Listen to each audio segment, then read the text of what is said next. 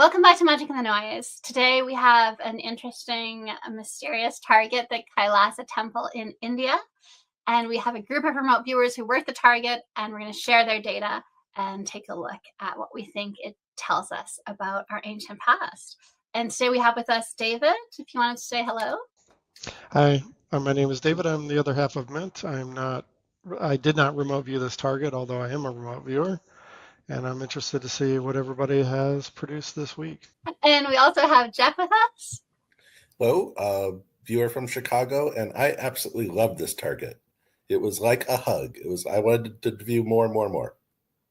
Oh, that's fantastic. I'm so glad to hear that. We also have Claudia with us today. Hi, I'm Claudia from the Netherlands. I do remote viewing now for around 3 years, and I work with the method of Sasha, full spectrum illumination. And I also love the target, so let's go. Nice. And then we have Chris. Hey everyone, I'm Chris. I live in Belgium. I've been doing remote viewing for about 4 or 5 years now. For this target, I did a smaller session. So let's see if I had relevant data or not. Sounds good. And then we have Cody in Australia.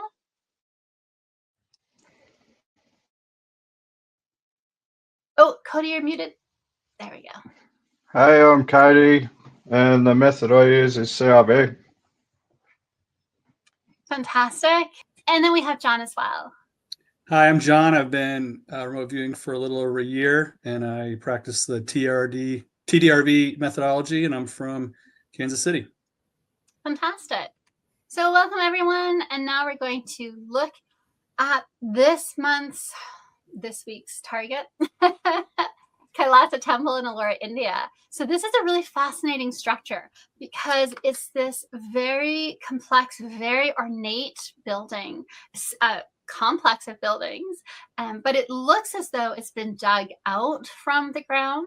And so there's a lot of mystery surrounding how it was built, who built it, and some debate about when it was built, and the design is incredible. And so we're going to look to see what the remote viewers told us about this structure. Let me just get this ready. And so first, right off the bat, Chris, you had something feels like a carved rock shape. I thought that was amazing data for this carved temple complex. So really great data there. And again, the mainstream story is that it's been carved from rock. But I think now there are other theories that suggest maybe the temple was there and then it was covered by mud or dirt or volcanic ash, something, and then it was redug out of that debris or the detritus. Jeff, you had a church here, and I thought that was really good data. The stone kind of church. You had this idea of a bridge. Silver metal galvanized, and you just had this idea of a historic site with tourists. So what was your first impression of this target? So first impression was I kept going back to metal at some point in time, so I'm not sure how that worked in with the target. But a comment on that church, I have drawn that church 3 times in 3 different sessions. So again, this is learning the language of my subconscious. It's like that anytime that there's a building of religious significance, I seem to draw that first. And I really want to know what that is. What is that? Is that someplace I've been in the real world? It's like, why do I draw it that way? So it's more of a self-reflection of my remote viewing than it is the target, but that's very interesting. It's interesting because you have your personal archetypes that the data stream uses as shorthand once you kind of have that language, that dialogue going. But then there are also these universal archetypes. So there are some tokens that we see across viewers that represent some more complex concept. But here I do think, yes, I think I've seen this church in your other data for targets that have that kind of meaning behind them. So yeah, so really nice to see. And even just the sense that you picked up on the historic site aspect. And here, And again, Jeff, I always love the playfulness with which the data comes through for you. And so you had the comic strip as a data point. I really do see that these carvings could be interpreted as comic strips, right? They have all the gods, they have all the people, they're depicting all these ideas, they're telling stories through these carvings. So I thought that was a really nice way of the data coming through. For Claudia, it came through maybe as a bit of an art gallery. And Jeff, I did see a lot of maybe interest for this particular aspect of the complex. I think even your stage, to some extent, could be mapped on to these carvings and the miniature little things. I don't know. What do you think? What do you make of this? Some form of entertainment. Yes. So I'm not sure what more to say about it. It's not that it's perhaps so much of a religious story or a story of a people, but there's almost a comic-like aspect to it. Yes. And if there's a couple of YouTubers who do describe some of these temples, and they go through all the symbols on them and the carvings. And a lot of these are, they're telling stories of the past. They're telling stories of the gods, myths, and things like that. And sometimes in an entertaining way. So I think that was really good data. I liked how that came through for you. And then here, you were really picking up on gold. And we know that India, does have a lot of gold. I know that Indian housewives, I think, hold more gold than some nations. And so the idea that you were picking up throughout your session on gold metal, gold being hidden, gold under the temple in the cave, I do wonder if maybe there is gold buried underneath some of these temples. And so I thought that was kind of interesting. And here as well. So one of the questions I asked in the tasking, I asked the viewers to describe how the complex was built and to pay special attention to the mandapa roof. And that's where you have these concentric circles with the kind of plates on them, and the creature is pointing in the cardinal directions. And so here, did you want to tell us a little bit about what you were seeing here, Jeff? Because I was wondering if this had to do with how they constructed this, or maybe how they dug it out from the rock. So when I was actually doing this, I had no guess as to what I was actually drawing. When I saw the target reveal, it was almost as though, okay, it's like you start with a block of stone and you remove things, you take out little bits and pieces, and then in this case, what's left is the story that they told, the shape that they formed. So that's fantastic. Yeah. And even up here where you're talking about softening, like mushing something transformative, I thought that was interesting data. Some kind of a chemical reaction, maybe. Perhaps. Yeah. Very nice data. And then here you mentioned Rudolf Steiner. So do you want to talk a little bit about your data? Because I looked him up and I see that he's an Austrian occultist. I see that he's an architect. And I also see that, of course, Wikipedia, anything that doesn't fit into a very narrow ideology, they call pseudo-history. So I wanted to know what you made of the Rudolf Steiner reference for yourself. So part of what Rudolf Steiner worked with was biodynamic agriculture, in a sense, using the elements to grow things, to almost growing in like a magical nature. And so my thought was from the previous slide as well, okay, you're breaking down rock to take out the certain elements that their plants need. So was there perhaps another purpose in making the temple? Was all that rock used in agriculture in some way? Was it almost a fertilizer? That's where my mind goes. But is there something more to it than that? I'm not sure. I've heard in South America that there are stories of tribes that have compounds that they make from plants in their area that softens rock. They pour it on the rock and then the rock becomes malleable. I kind of wondered if there was some allusions to that in your data. I'm not sure, but it kind of brought that to mind for me. Interesting. Yeah. Especially because you did have a sense of alchemy. And then here we have Claudia's data, who's also talking about alchemists and sorcery. Claudia, do you want to tell us a little bit of the data that you had here? Yeah, well, I had also the idea that something was trying to be made to make it softer. You know, I saw these walls gold damp, and yeah. So I had indeed the idea that there was some liquid or something what they could use to excavate then the temple to make it more easy, because that was my interpretation later on. Yeah, of hearing turn water into gold, you know, it had also to do with gold and treasure. Yes. But I really, really saw this well, this person working on something he needed for well, maybe the stone or the gold, but it was very important. Yeah. And I thought that was really interesting connections to Jeff's data there. Yeah. And then Jeff, you also had, so when I was looking at this, the sign is hollow. I don't know if this is references to the third eye somehow. You're talking about MRIs, but that's kind of how I kind of wondered about it. You're talking about these openings in the structure, having to do with the sinus. So I was actually wondering if maybe it's the third eye more so than the sinus cavities. You also had this idea of stoicism, scientific research into insects, bees. I wondered if you want to say a few things about that. Oh, you're muted.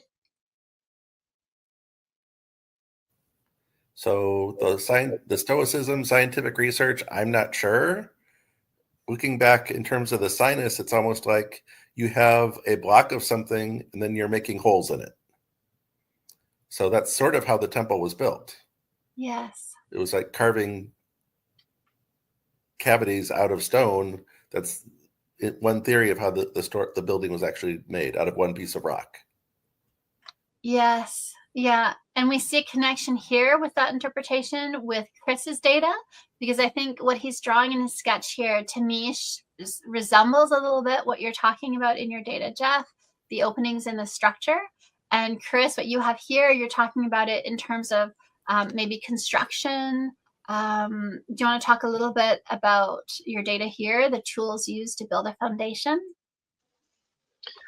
Yeah, so the perception here was really tools, so metallic tools to erect, to prepare something.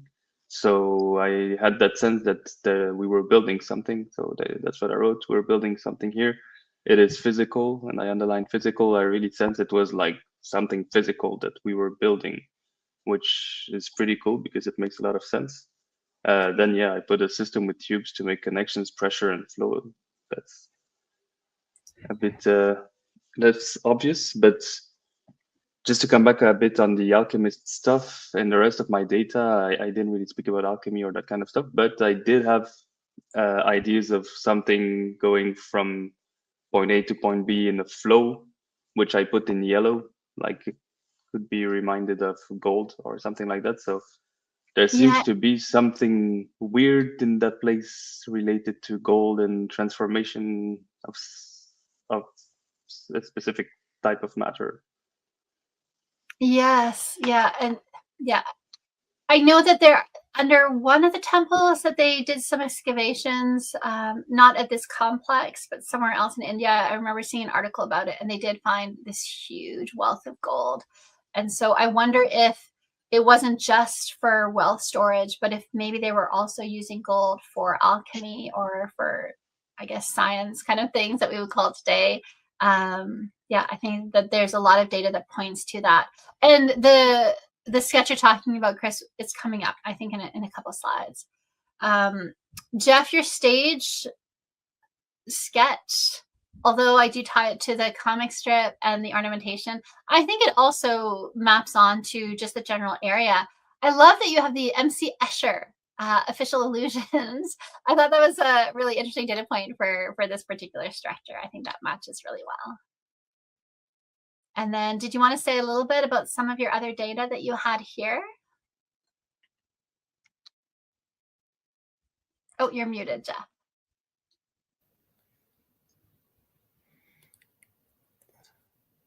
So this is my first session, I believe, or is this the second? So I did 2 sessions on this. And I think this is the first one where I'm sort of starting to, there's somebody laughing, somebody with a smile. There's another man and woman talking together. So part of the story behind the building of this temple is supposedly that there was a king who was ill and was near death and was in search of some sort of healing of some sort. Yes. And he was a king. Then a queen said, if he is granted healing, I'll build this temple. But in what I was looking at, it was never really clear if this king and queen, it seemed like they were from different areas. But if you were to follow the rest of my work, it's almost as though they had a first date, they had a relationship, they had a love story, which is something that has never come across that way in remote viewing to me before. But there's a relationship between a man and a woman that sort of unfolded in my session that was crucial to this temple being built. That's beautiful. Interesting. Yeah. And beautiful that you're able to pick up on it. And that might also be, you know, some of the data about the alchemy, and, you know, Claudia had this idea of, is it medicine? That might be related to that as well.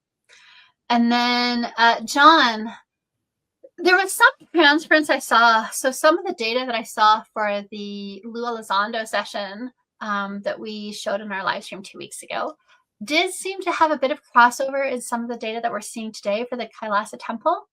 And so the paper airplane that we saw in Michael's session in our last live stream, here I see it in John's session. So I wonder if there was a little bit of transference there. But I think, John, I think this was your first main page of data. You had the sense of digging, penetrating the surface of the earth, even putting out the fire, that idea of liquid flow. I think that was really, really good target contact there. Yeah. And we'll see, I think, more of your data here. So here you have all these little life forms that are moving, actively doing something, trying to be seen. Again, I tied that to the sculptures, the carvings here. You had amazing data as well here. Did you want to talk a little bit about that? Yeah, interesting target in the previous page. Yeah, that was just as I was meditating before starting the session, just as things come from me, I just jot them down. A lot of times they're not even relevant, but if you go to that first scan, yeah, I immediately thought of something being unearthed, something being kind of dug up, like some sort of archaeological find, in that unearthing something or clearing debris. And then I did have a hit on space. That was the only hit on space I had. I don't know what that was, if there is a space component there, but that kind of came out of nowhere. And just throughout the session, I had a lot of hits on interactions with subjects, and just the main subject talking to other subjects, and a lot of just rows and rows and levels of subjects. It's just I had a lot of that, but an interesting target. And I wonder as well, like, to have all the artisans working, doing all the carvings, doing all the structural building. There would have had to have been a lot of people involved in this project. So I wonder if it had something to do with that. And even the idea that you have a structure that has all these rooms for separate things, and it really is a temple complex. So, and we'll see that in the images as we move forward. Greg also had, I think, this representation of the comic strip, like carvings. So that's there.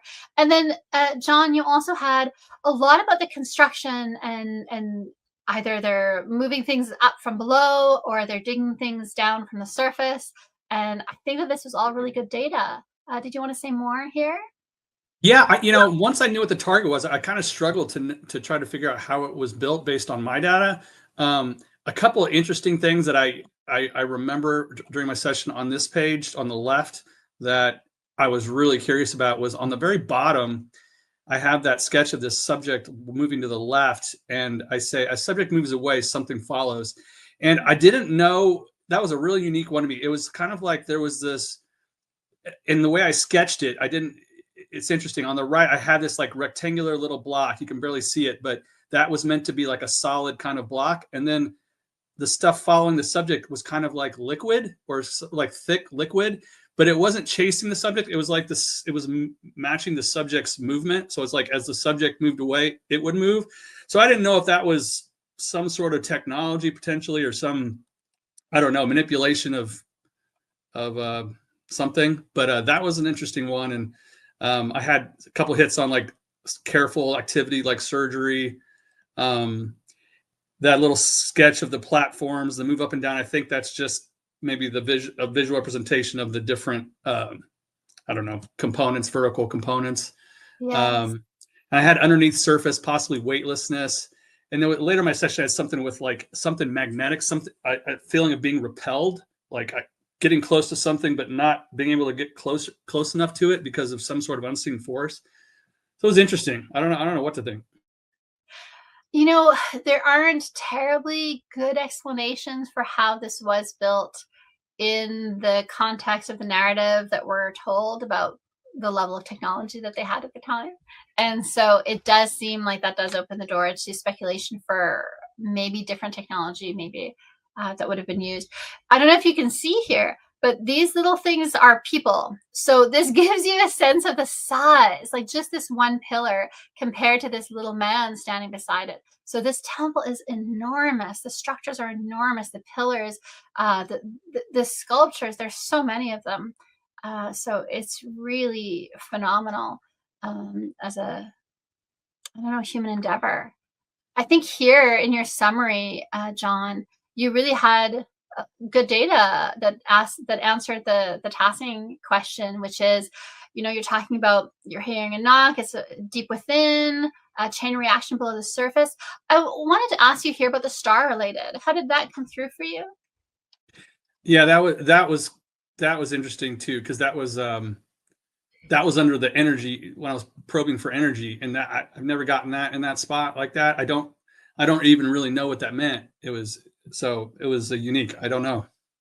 I wonder, because I was asking about the mandapa roof, and to me, and we'll see other data that corroborates this theory, but it looks like maybe a celestial clock or some kind of a sundial, moon dial, zodiac dial.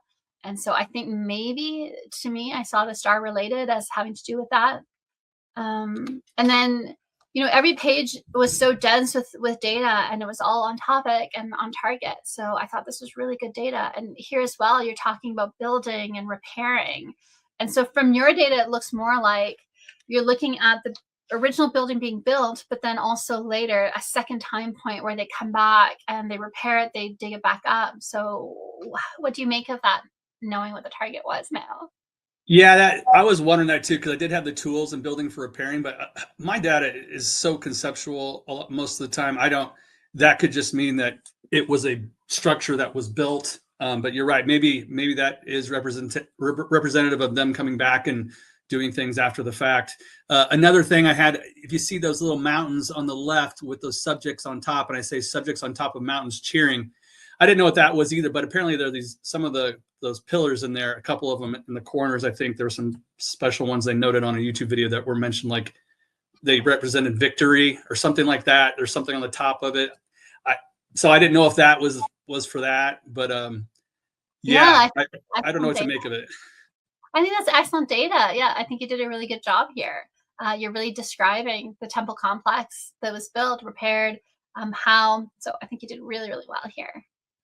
And then here we have Greg. So Greg had a man or a shape sitting, and it kind of made me think of maybe sitting in meditation. So I put that up there. And he also picked up on this idea of like an industrial process or processing, a lot of metallic features, the idea of chemical, biological effect or aspects. And he had the word digester. And so again, I think when I look at Jeff's data about something that's softening the rock and Claudia's data about softening the rock, maybe an alchemical process to do that. So I think that's an interesting data point there. and just he had the sense of like human activity that everyone kind of picked up on. And the hallway, the corridor, the tunnels. And so really good little summary there on Greg's session. And then here, Cody. So this is what I was referring to earlier, the mandapa roof. So this is it here. And you can see these 3 rings and the lions that are on it facing the different directions. Did you want to talk a little bit about your data here, Cody? Especially here that you have the word compass and you have navigation. Yeah, well, I did not spend as much time as I wanted to on this one, but them 2 little circles in the left picture, they were coming through the whole session, and earlier on in the session it felt like 2 cylindrical tubes that have a bit of motion in them, and I couldn't work out what the hell they were. But then as I went further on through the session, it was coming up as like knobs on a dial, or, you know, something like tuning in an old radio, something like that. But then it come through as compass and stuff like that. And then further on, I started getting vibrations and acoustics and things like that. And I had no idea what the hell I was talking about or describing, but Well, who knows? I haven't looked inside it yet on the really looked up the feedback yet, but there might be something inside it that matches that. well, and also I do wonder if maybe they used sound for some of either the construction or to clear away some of the rock. From your data, Yep. it does like maybe using frequency. Yeah, possibly. I thought that might be interesting. And then here we have Chris corroborating that data as well, the idea of the compass as a bridge, the clock ticking. So I think there's nice little corroborations there that are focusing on that aspect of the tasking, which was to tell me about this roof, because it's a really interesting sculpture. Chris, you were mentioning this earlier, the gold flow. Did you want to say a little bit more about the data on this page? Or these pages? Well, to me, it didn't make that much sense, but now that I hear about the alchemy and all the gold stuff, it kind of makes more sense. I tie it to what I've seen in Jeff and Claudia's sessions, because here it could make sense that I'm describing a process of transforming something or bringing something from point A to point B, meaning because I'm talking also about states. So it doesn't mean to bring just physically something from point A to point B, but maybe from that state to another state, which could have a link also with how it was constructed. And here I describe it as efficient, fast. So yeah, it's about mastering something with incredible efficiency, fast, efficient, clean, and novel. I mean, I don't know why I'm attracted to this alchemy idea, but it seems to fit with that data. Yes. And I think that that's an interesting little correspondence there between your sketch and what John was talking about here, where he has a block and liquid-like flowing out of it. So I think there's something there in terms of the transformation of maybe solid to liquid for the rock, maybe. And then I just thought this sketch was interesting. It looks a little bit like a plane, and we saw the paper plane earlier in John's session, and for the last target, we saw a paper plane that was a little bit random in Michael's data. I'm wondering what the underlying data point is there. Yeah, so that's something. Yeah, this one was weird. I just saw, I don't remember which one was first, but I saw a plane and then birds, and I was like, okay, that's weird. Yeah. And so then, Cody, you were talking about these pillars earlier that turned into knobs later in your session, and you even had the sense of it being like a key. You kind of picked up on the blocky pattern of the structures. I'm wondering, especially for the data about the key, what would you say about this in terms of how, I don't know, how you think it might relate to the clock aspect or the compass aspect? I got no idea. It's, you know, at first with that them cylinder things. I thought like maybe it's one of them keys where you got to use two at the same time or something like that, but I just couldn't work out what it was. You know, the Mayans have a system of calendars of interlocking wheels, right? And they have a 206-day wheel, and it's like a gear mechanism nearly in terms of the symbols of it. And once the gears line up with the bigger wheel, then that's another era. And so they have all these interlocking wheels.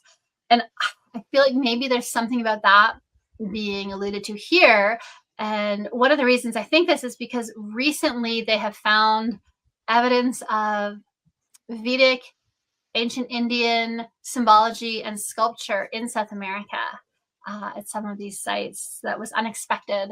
And so they're starting to see a bit of a link between India and South America. And so that's why I thought maybe there's something there. So I thought it was interesting. I also had some corroborating stuff with those cylindrical shapes and with what you just said, because I wrote that there was a system with tubes to make connections. Yes, that's right. Yeah, and that fits well with Cody's data. Yeah. Probably not true, but this just makes me wonder a little bit if there's periods in Earth's history where the physics gets a little bit different, and it's associated with these calendar cycles. So it's important to understand that, and that you're locked out of the tech. You know, like the ability to mold rock or something is totally cool for 10,000 years, and after that, the physics changes slightly because of these cycles or alignments or something. And I'm not saying that's true. It just, when I look at this stuff, it makes me wonder a little bit about that. That's a really interesting theory. I like that. Yeah. And the data does seem to suggest it. And then Cody, you just did a great job of giving us an overview of the target. You had the bird's eye view, which I think was a really good sketch. You had the idea of this opening in the side of a mountain, which is exactly what this is. You had the temple. And so I just thought you did a really good job of that. So that came through really strongly for you. And so then Claudia, do you want to tell us a little bit about your data here? Yeah, well, I kept on seeing these girls, and I just saw now in Chris his work also this shape, and Jeff also had it, and I thought maybe it has to do with the girls on the lions on the top roof. Yeah.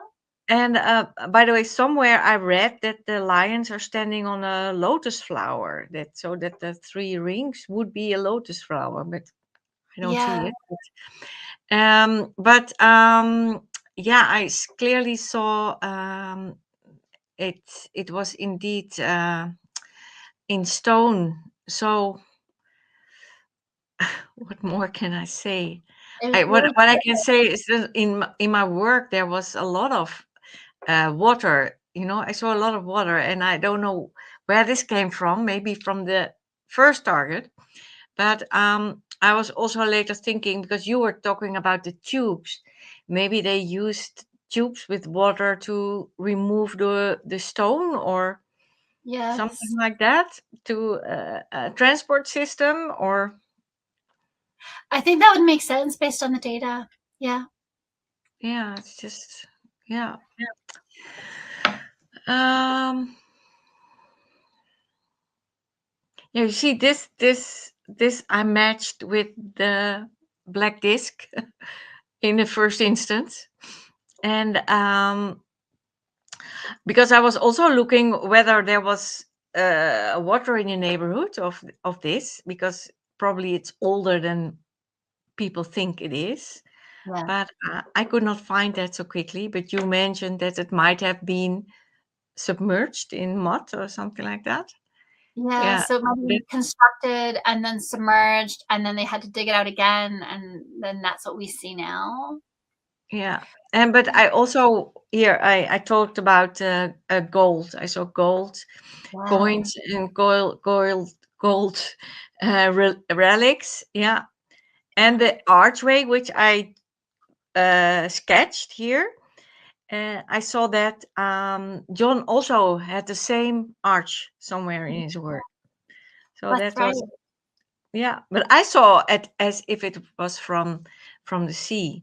But the whole complex, there are a lot of caves next to the temple. Yes, there are. And Yeah. I'll show that in another picture where you can see that it's a lot more. There's a lot that's not excavated yet. Yeah, and a lot of voices. Yeah, I heard it because I saw these YouTube films, and I almost turned out the sound because it was so echoing the Right. voices between these walls. Yes. Yeah. You also had this copper and liquid being poured in it. And I thought that was such an amazing sketch and data set for, because we do see in India, they do have these copper goblets, and Yes. copper does purify water. So it's not just that it's pretty, it actually does have a use. It does purify the water that they pour into it. So it was really nice to see you really picked up on that. Oh yeah, and I had the symbol, the sun, but Shiva, it is the temple of Shiva. Eh? Shiva is a lot of times depicted with the sun behind him. So Yes. this was the link I made. Yeah. Yeah, I think it really, really strong contact on this target. So that was really good to see. And again here, so I wanted to point out, I don't know how small this is on people's screens, but you can see this little staircase here in the stone. Yeah. And so there are other, and right here you can see that there's elements of construction here, and on the other side as well. So they show this as, oh, this temple was carved from rock and this is what there is. But it looks like there are actually a lot of other little things happening in caves and niches underground all around this area. And so it seems to me that that's kind of what you were picking up on. And I think it's good data. I really, really do. And then Chris, again here, so for now, you had this idea of a lot of observing going on. And then in the past, something sinking and history sinking down. I thought that was such a beautiful description of the target. And then in the future, it's rising up again. So what do you make of all the data here? Well, I love doing those timelines, and often they're pretty relevant, so I really like them. I think it does make sense. The past with it, it's not really an AOL, but it made me kind of think of Atlantis. So it does make sense because it was kind of sunk underground and covered up, and it was found back and excavated, like you said. At the moment, there's a lot of observing going on, so they're checking it, and then in the future, I see something where attention is being brought back to it, rediscover.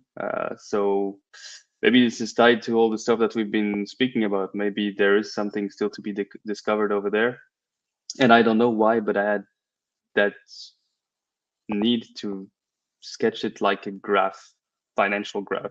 So maybe it just really means that there is a jackpot of gold under there somewhere. I don't know. Yeah. That could make sense. Yeah. So yeah, and the other one, it was a bit more about the idea of something that was like growing, but that was also solid and anchored underground. So it, in my opinion, it also makes sense here because it's really something, like you said, when you compare to the size of the people, it's much bigger than what I originally thought when I looked at the photographs. So to have that kind of stuff, you need stability. So the architecture is really amazing. Yeah, it's really phenomenal. And then these are data points that I wasn't sure quite what to make of. And again, it might just be because we don't yet have enough information to validate it. But Cody, you had this like blue bright light or some kind of a crystal mineral. So I thought that was interesting for hopefully later validation, confirmation. And Claudia, you had this gold painted book that I think is really intriguing, some kind of an artifact. And so hopefully they find something along those lines in the target at the location. That would be interesting. And then Jeff, so here's your data that you were talking about, the man and the woman and having that relationship. And so I thought that was really nice data and heart-centered as well. And Cody also picked up on an older male. And so there are some, people are picking up on people. And at a temple like this, that makes sense.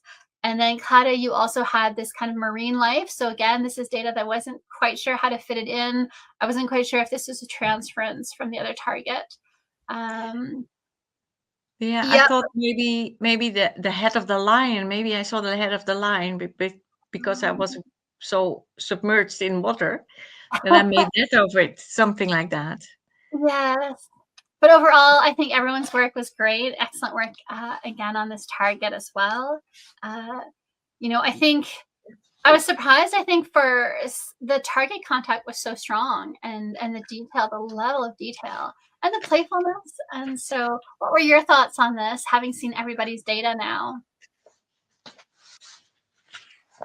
It was interesting, and yeah, I repeat myself, but I'm intrigued by this alchemy thing.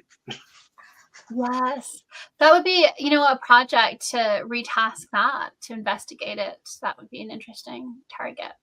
Definitely. Cody, what did you think? Yeah, it was a fun target. I wish I put more effort into it, but yeah, maybe that mineral has something to do with the alchemy stuff as well. I think That so. crystal thing.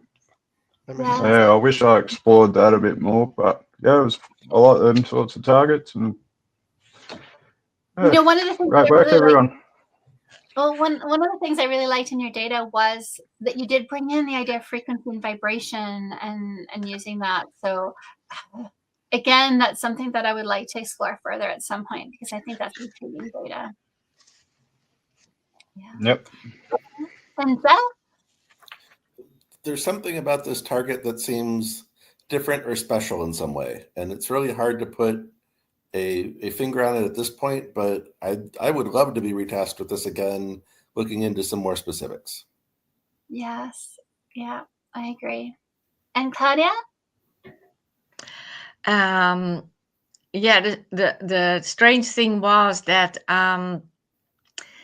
the whole week I was thinking about this temple because I love it. I saw all kind of on Facebook in groups, all kind of photos of it, but and then all of a sudden it was a target. So there were synchronicities.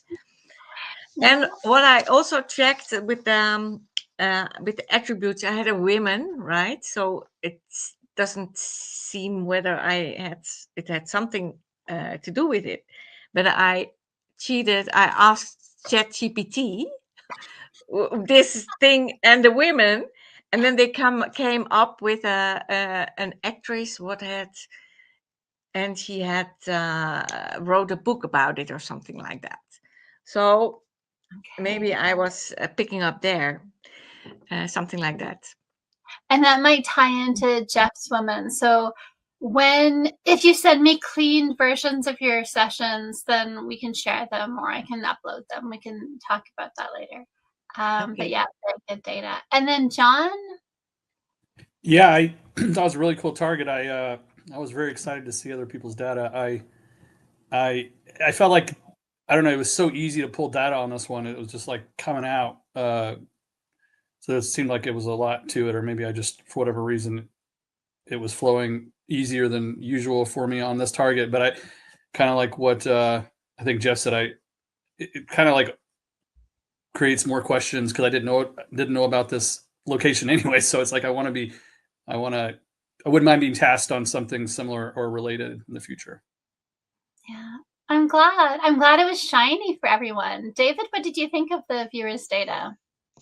Yeah, again, it's fascinating. Everybody had good target contact. The repeated sort of themes about alchemy and liquid metal, and John having the idea of like the liquid following people, because we hear these, and also Cody with the sound aspects, right? Because I've heard stories supposedly about them being able to levitate rocks and stones using harmonics, right?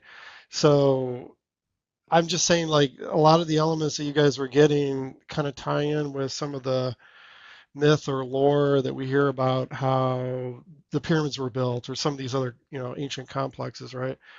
Um, but, you didn't know, again, people are blind to the target. This is what's this is what's amazing. Like, nobody knew what this target was. And even if they suspected, I doubt that your mind is going to run off in that direction. You're just trying to pull data, right? So the idea that there would be this kind of convergence of information that's associated with the idea of alchemy and transformation, and with this particular temple, to me, and the tasking being specifically more about how it was being, how it was built, right? So that's important. I think that that's real information, real data, and I do think, like other people have said here, that retasking it to focus on some of those abnormal elements that were coming through across viewers would be probably very interesting to see what people come up with. I think so too. And Jeff, did you have the Pied Piper in your session for this one? Who had the Pied Piper? You're muted, Jeff. I don't think I used those words. Someone, David, was that a dream? Or did I not remember? I was showing you something and I said the Pied Piper. It didn't end up in my slides because there was so much data. But I remember seeing someone had the mention of the Pied Piper. And I thought, just in our conversation today, I just made that link of using sound to lead the children away. And this idea of using sound, and then the rock begins to flow as a liquid. The St. Right? Patrick's of India, yeah. Instead of rats, it's or snakes, it's a liquid rock. Yeah, exactly. So I thought maybe it's in someone's session that isn't here at the moment. So that could be it. But someone had the Pied Piper, and it was such a weird data point that it stood out to me. And now I kind of make sense of it better now. Another thing I did want to say, yes, David brought up that this is blind remote viewing. I think in the broader remote viewing community, there's often a temptation to do unblinded remote viewing because people maybe think that they can get better data that way or more data that way. And I really hope that these live streams show you don't have to be unblinded to get spectacular data, detailed data, to get a volume of data, and to get this level of rich, accurate detail from blind sessions. I think it shows remote viewers can do this blindly. You never need to be unblinded. And I think that because the viewers are blind, there's less bias. There's less imagination. There's less of their own wanting to tell their story. There's less confirmation of their own beliefs. They don't know what the target is. So they're just recording the data from the data stream rather than inputting, well, I think this is what's happening, or I think the aliens built this civilization, so probably this round thing is probably a UFO. Whereas if they don't know what it is, they're like, it feels like a compass, right? And I think that's important to really stress, because I think if as a community we start going down the road of unblinded remote viewing, which is to me not remote viewing, as soon as it's not blind, it's something else. It's a psychic experience, but it's not really remote viewing. I think it does open the door to maybe being more challenged by mainstream normies who don't believe in psychic abilities, that you're just kind of telling a story. And so I think one of the ways to combat that, to maintain our power of legitimacy as psychic workers that are applying our psychic abilities in a useful way, is to show what we can do with blind targets. And so everyone here was blind for all these targets. Some were retasked. They were blind for the retasks. I gave the target reveal, I think 2 days ago. I try to keep the target reveal to right before the live stream so that there's not too much feedback research that can interfere with the sessions retroactively. But yeah, and so I just think it's spectacular what everyone here has done and accomplished. And I think it's a really good demonstration of real remote viewing and the power of real remote viewing. We don't have to lower our standards in terms of blinded or unblinded work. We don't have to give mid-loading. I don't give any mid-loading when I do give retasks. I just send an email saying, if you want to work a retask, here's a target code. And that's all they get. And so I think Yeah. that's important, right, David?